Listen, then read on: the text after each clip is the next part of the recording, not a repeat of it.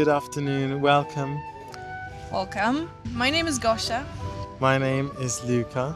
and we are Very serious. very serious, Very serious. very It's a classy. serious day. We're gonna be discussing Serious topics. serious topics, very serious topics. Yes. Socially serious topics, politically serious topics, culturally serious topic. Yeah, so put on your spectacles. And relax and listen. Or watch. We're gonna be talking about the book. What is the book, Luca? The book is Dreams of Trespass by Fatima Mernissi. What is it about, Gosha? Well, it is a memoir Mhm. of Fatima. She's recalling her memories of growing up in the harem. And she's taking us on a journey of transformation, of growing up, of the force of women in post-war Morocco, or between the wars Morocco, because we actually are in Morocco. Yes, we're in Marrakesh. Well, in the outskirts of town, Yes, camping, actually, in a car. exactly. Because we ghetto like that. And we have not showered in 15 days. You cannot smell that from the video, which is very good. Yes, thankfully, smell-o-vision has not actually been invented yet. Yeah, we've been traveling around Morocco. Gosha's second time here. My kind of second time, I guess. So this book is very much in line with this very serious trip. And so, Luca, what was your main takeaway from What was our my lecture? main takeaway? Yeah. Well, the main takeaway is Morocco sucked for women. Hear you.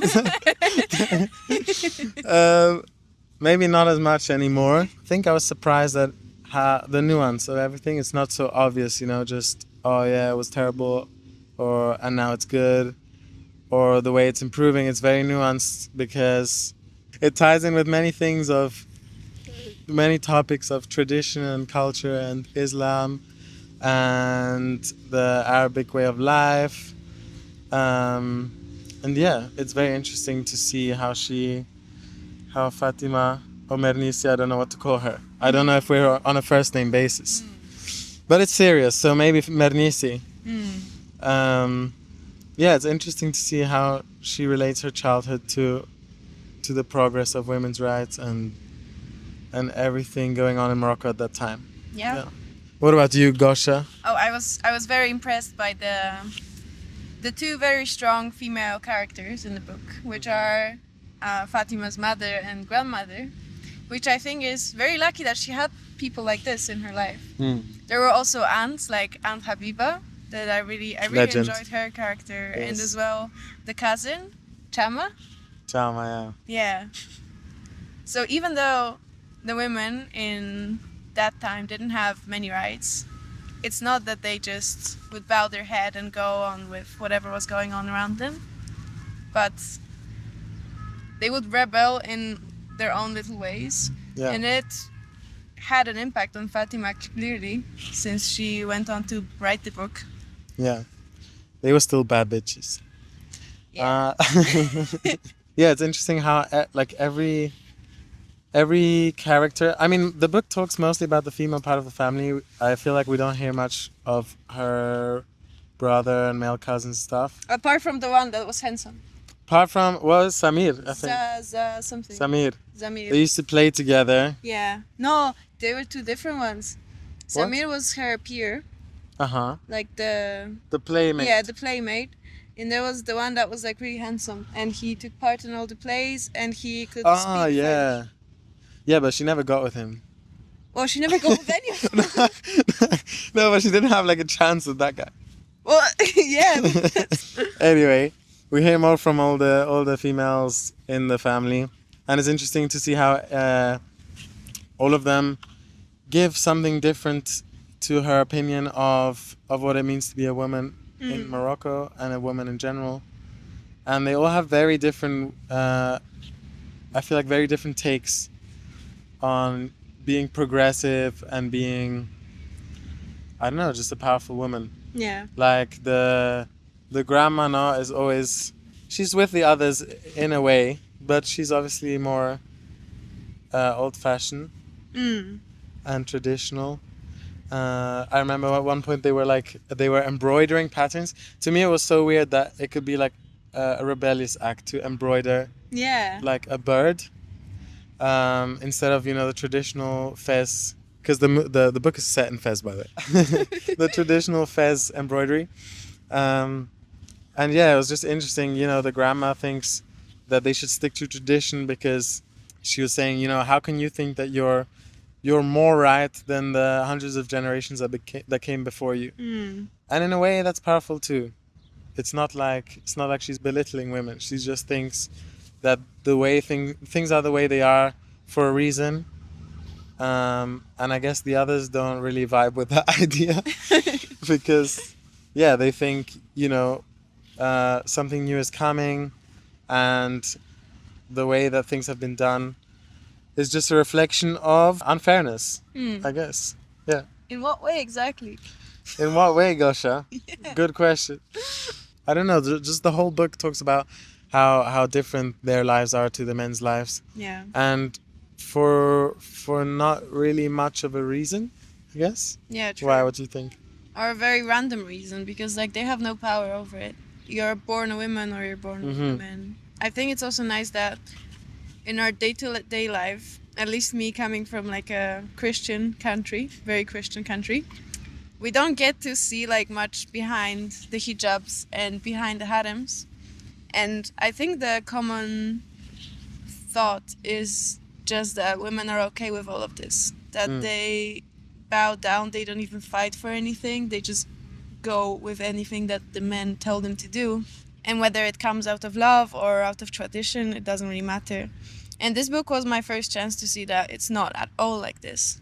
That even if these fights are like small fights and it's by things as little as embroidering a different thing than the traditional design, every day is a fight and standing up for themselves. And to see it from a perspective of a child is also so cool. That was my favorite thing about this whole book. The way that she looked at the world, the little lessons that she got from every interaction. Yeah. That was a really sweet way to narrate the book.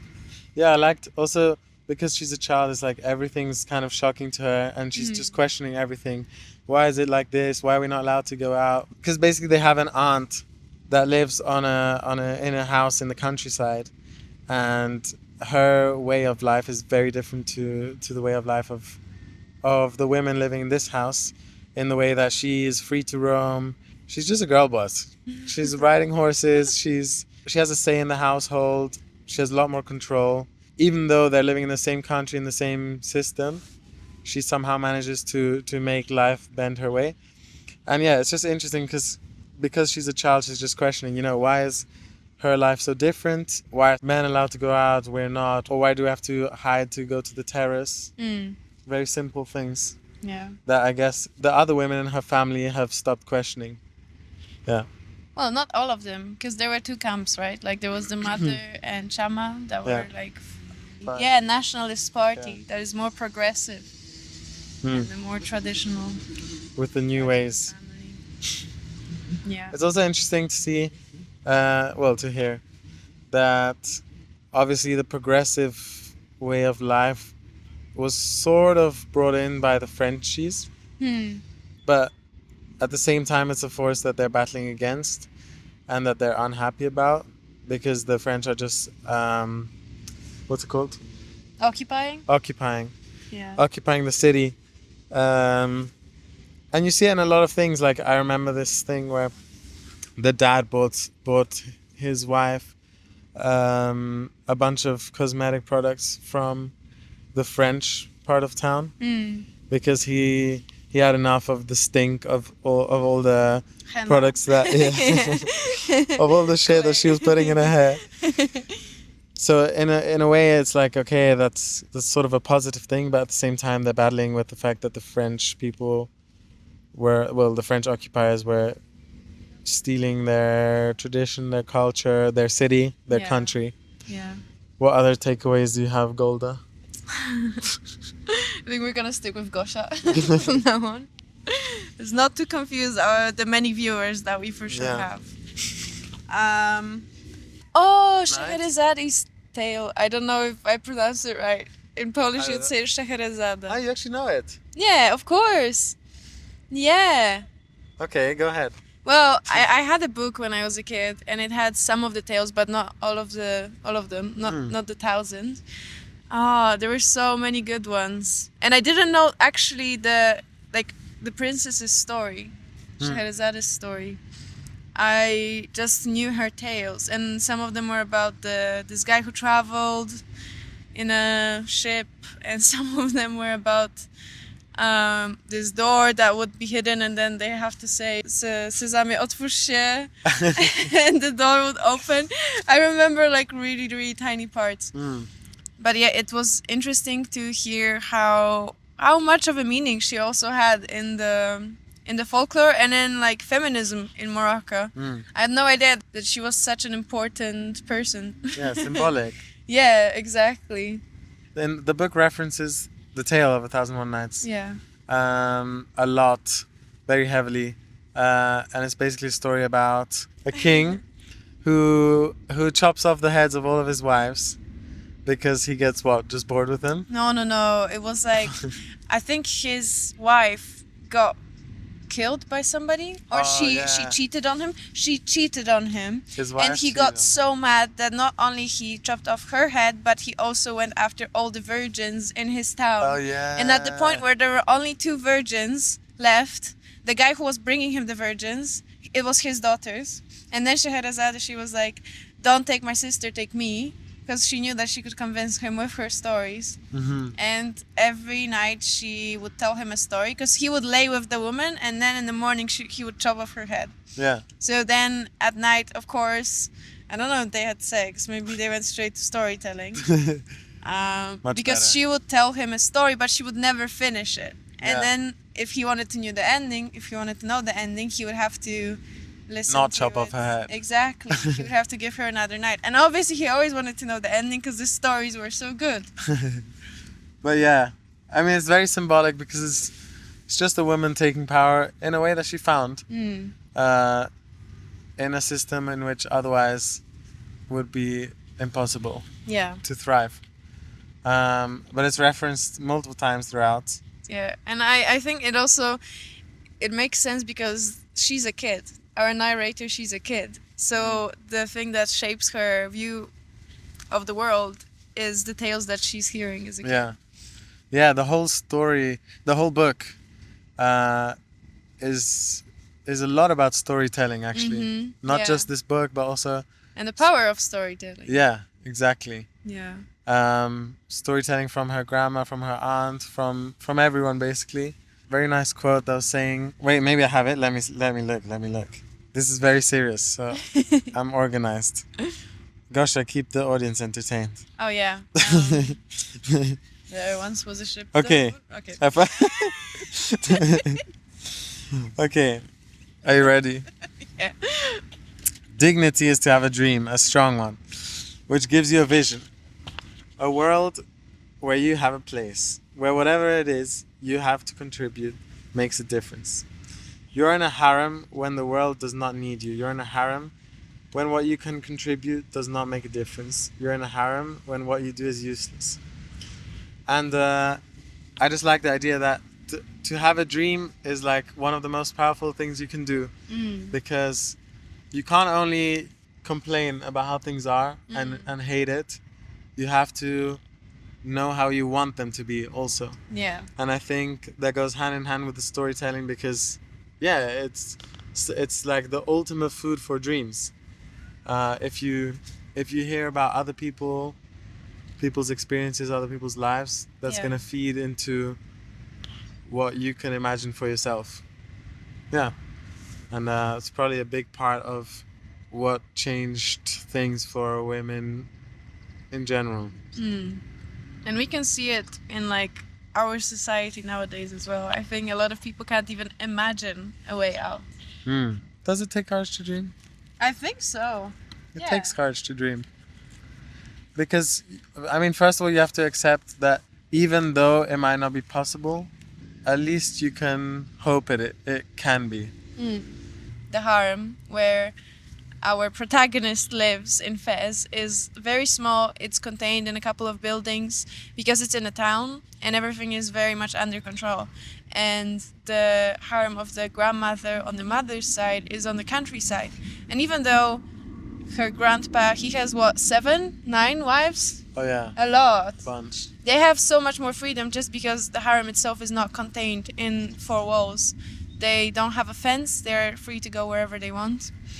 And it also shows like how many faces can this tradition have.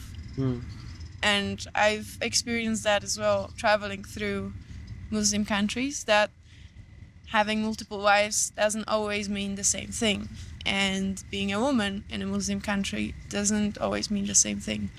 Yeah. To me, I don't know. I think I'm surprised that, because this book is old. No, what is it? 1950? Is it? It's between this. It's before the Second World War because the Germans are just getting angry. Oh yeah. I also love how Fatima describes the Germans and like everything above Spain and France. They're like, oh yeah, these Christians are cold, so they need to drink and they get angry. True, yeah. The Northerners. Yeah, it sums it up pretty well, to be honest. I don't know. I was surprised at how a lot of things actually haven't changed. Traveling in Morocco. I mean, if this book was written over 70 years ago, right? Yeah. Ish. And a lot of things are the same. I don't know. I guess women have more freedom to choose, but it depends. It still depends so much on the family, and everyone's individual rules, more than as the society's rules. Actually, we should explain what harem is, no? Well, maybe we can put a quick definition. We could, but the problem is they tried to explain it throughout the whole book and they didn't succeed. That's true. It's like, I think the wow, thing you beautiful just read, segue, Dasha. the thing you just read was a good explanation because it's more in the head or in the like even social cues between the family members than in actual walls and in actual physical borders. Yeah, it's an idea. Yeah, it's very hard to explain actually. Yeah. I guess that's the whole point of the book, no? Yeah, in Half a way of it's just the borders between what a woman can do and cannot do. Exactly. And what, yeah, like a container. A container. I have a good quote. Are you ready? Yeah. Skin is political. Otherwise, why would the imams order us to hide it? Yeah, I love this one. But in general, in the book, I also found like there were so many things that you would think are actually like against feminism, or it's like, oh, the woman is abiding to tradition and being conservative and whatever. But actually to them it was like a form of gaining power, not gaining power, but a form of feeling powerful. Yeah, empowering. Like taking care of, empowering. Thank you. Thank you, dictionary guys. They were saying how they were making all these treatments for the hair and for the skin, and you'd think that's like, oh, the men want them to look pretty, to have soft skin, I don't know, to have nice hair, but actually the man was like repulsed by it because it was stinky, whatever, and it was the women that just wanted to. That was what they had to show. That's the thing they had control over. Yeah. At the end of the day. It's a different view on the subject of skin. It's like it gives you power. Showing skin, in a way, it is dangerous to show skin. It is what men are afraid of, in a way. Yeah. And it seems so weird to think about it. Like, it's just skin. We all have it. Yeah. Yeah, especially, and I think as a child she also thinks like, why? I don't know, just why? Yeah. It makes no sense, no? Because in the book you could also see it went so quickly from I'm just a kid, I'm playing with my cousin who's a male, I'm a female, there's barely any difference between us, to we are on the opposite sides of the planet, we have completely different rules and our lives are going in completely different directions. Yeah. Yeah, towards the end you can really feel that she learns that she will never be the same. Not necessarily in a bad way, but you know, that there's clear differences. They're important to the rest of society, even if she, as a child, can't see why. No? Like, they were in the hammam, and there was this the one of their, I think it was the brother. Oh, the cousin, Samir. Yeah, the cousin. Oh, yeah, he had Samir, the man yeah. stare. Yeah. He stared in a sexual way, even Yeah. though he's 9 years old. So And that was the moment he became a man, and he had to go to a different hammam. to me, that was important because, like, oh, there's such a clear difference actually, and at one point or another, you have to embrace it. Yeah, and I love what he was like. Instead of defending himself, he was like, "Oh no, you're not my type. I like skinny women," or something like that. I like tall women. A 9-year-old kid. Yeah. Legend. I also love that Fatima, Mernissi, second name basis. Yeah, she chose beauty over Samir, I think. Oh yeah, and it felt like such an important moment. Yeah. I love that part. Because she was prettying herself up two days, and then after 2 days she had time for him for 1 day. Yeah. But then she had to go back to her routine. Exactly. Very important. Priorities. And then he gave her this ultimatum, you know, choose one, choose me or choose you, basically. Choose me or choose you. And she, because she's a girl boss, chose being herself. Beautiful self. But all those little beauty rituals and like the spells that they were casting, I really like that element because it's like it's the kind of magic that you believe in when you're a kid. Like, oh, I want to make this boy like me, or like she said, I want the teachers to give me better grades. I want to increase my sex appeal. This is the stuff that you care about, and you really go out on the terrace on a Friday evening, look at Venus, and you recite the spell. I don't know, I like that it's included, and it contrasts with such a religious, very strict background.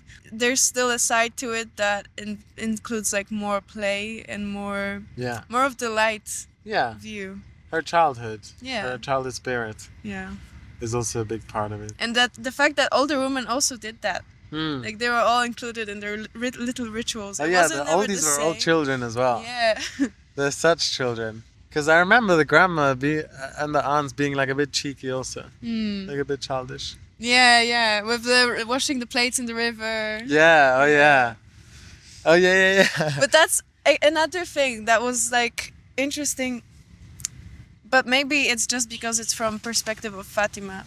It seemed like women had so much more fun. Like the men didn't even allow them to like listen to the radio, dance, and all they did was smoke cigarettes, read newspapers, and like talk about politics and hang out in that one room where women weren't allowed in. And even like when Fatima's mother was playing with her father, she was like running from him on the terrace, and he would just stop and be like, I can't chase you anymore. And then the grandmother would come up like, stop doing that to my son. Well, okay, the grandma was an exception of this rule, maybe. Yeah, the grandma was not in with it. Yeah. I wanted my prince to be at least 1 centimeter taller and a few hours old. Even for the recording. Well, apparently there was this thing that the law about slaves changed in Morocco, but nothing actually changed in the country until French occupiers allowed slaves to sue the slave owners. And that's when everything changed super quickly. A lot of the slaves were just left astray, like with, you know, what are they going to do now kind of thing. And Mina she lives in the same house / harem. And I guess she's different to all the others. She's very quiet. She's a rebel in her own way, but I feel like she's kind of tired of life, no? She's suffered enough, she's done enough, and she just wants to chill on the terrace and pray. Yeah. And that's it. Yeah. She's from South Sudan, I think. And then was sold into the slave trade, tried to escape, a bunch of things. But this quote, once I asked Mina why she danced so smoothly, while most of the other women made abrupt, jerky movements. And she said that many of the women confused liberation with agitation. Some ladies are angry with their lives, she said. And so even their dance becomes an expression of that. Angry women are hostages of their anger. They cannot escape it and set themselves free, which is indeed a sad fate. The worst of prisons is a self-created one. So fucking good. Mina, honestly underappreciated. Completely. She's she was super wise. Yeah. And basically just saying, okay, I get it. There's something wrong and we need to make it better. But the way to do that is maybe not, attracting the most attention and making these big moves, and rather to maybe live life the way you want to live it, and then let the rest kind of come. I was very impressed with Mina in the story of her kidnapping back when she was a kid, and crossing the desert, she tried to run away. Yeah. Yeah. When the kidnappers tried to punish her, they put her down a well and expected her to scream, and she didn't. She stayed quiet, which was her way of surprising the kidnappers and showing them a very surprising kind of strength for a 9-year-old girl. How old was she? She was even younger, right? Yeah. And to be also this aware of the power that you might have when you're so young and in such a vulnerable position. Yeah, Mina had some stories to tell. Love her. It's a pity that she was introduced so late in the book. I could have read a whole book about Mina. Mm-hmm. Oh, okay. I saved this one just because I related to it, not necessarily in a feminist way. But to her, liberation meant running. To be free was to be on the move. Riding fast, even when you had no purpose, could give you a taste of happiness. Movement for the sheer joy of it. Yeah. Bang. Yeah. 100%. Let her, yeah. Talia was her name? Yeah. One of the things that surprised me when I was reading the book was that progressive views, they came from like Egypt and yeah, true. from Tunisia, Turkey, from Lebanon. Yeah. Because I always thought that Morocco was one of the more progressive countries. Yeah, same. This like liberation and all of these ideas, they came from music. And I knew that Lebanese artists, for example, were very well known in the Arab world. Because I had a couchsurfing host from Syria in Prague, and he was showing us Lebanese music. No way. Because apparently they're like really good at making music, and the music video is crazy, really good. Guys, I'm gonna link it Insert in the description down below. So yeah, that's really cool that by listening to music they were able to learn about the situation in other countries. And, to get a different idea. Yeah, and the power of music, even if it's like, because I think most of it was love songs. Yeah, exactly. Even in that, you can carry a big maybe message. especially in that, no? Yeah, they were always illegally. What was it? They had like a key for the radio. Oh yeah. I don't know. A secret copy of the key. They did a copy. Yeah. These women, naughty. Yeah, they were just dancing away illegally. Mother cried out that her life was absurd. The world was changing. The walls and the gates were not going to be there much longer. And yet she was still a prisoner. Actually, throughout the book, there's such a sense of hope. Because every time they say, oh, things are so bad, blah, blah, blah, they follow up with, but it's changing. But the French people have different views. The Nationalist Party is going to change things. Women are rising up. Men are, sort of not accepting it, but they just have to deal with it. And yeah, it felt a bit sad for the oldies in the house that were not going to maybe not live to see the moment, even though they knew it was coming. So they knew that their whole life would be trapped in this kind of state. And obviously they contributed to it changing, but they would never see the fruits of their efforts. Yeah. Because it takes a painfully long time, any of this kind of changes. That's it from my quotes. Nice, good quotes. And for my intellectual insight. Nice, man. Do you have any other intellectual insight, Intellectual? It was a really nice read, honestly. It felt like many small stories. I liked how every chapter began with a little bit that was introduced in the previous chapter. Like, she would finish the previous chapter on, we were reading the tales of Scheherazade. And then the next one was Scheherazade was a princess. Blah, blah, blah. It felt like such a smooth way of writing. And it was a very smooth way of reading for me. I personally love memoirs, so that was very nice. No, it was a high five. Wait. You really love memoirs, Gosha? I do. Same. Wow. Wow. So bad. I was like, who's there? Same. I liked it a lot. I like how simple her languages sometimes also. Mm. Just straight to the. I mean, it's like a child, just straight to the point. I want my breast to grow and whatever. It was just very exactly like how a child would think. Yeah, true. God bless Mernissi, wherever she is. I hope she's alive. Inshallah. Inshallah, we meet Mernissi. Contact us. Inshallah, you write another story about Mina. Mina.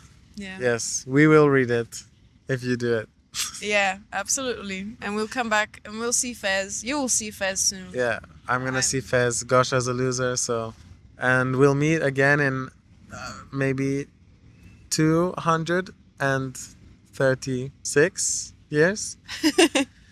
And record another episode. And record another one. Yeah. Of this, another very serious discussion. Exactly. Farewell.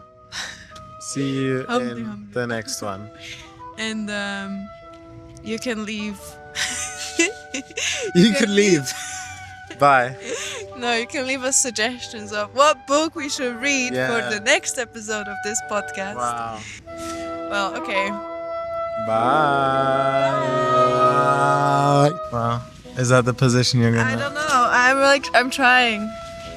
I think, yeah. It's better to get a good position right from the start. Yeah, then this is not a good position. No way. Wait, Gosha. Why?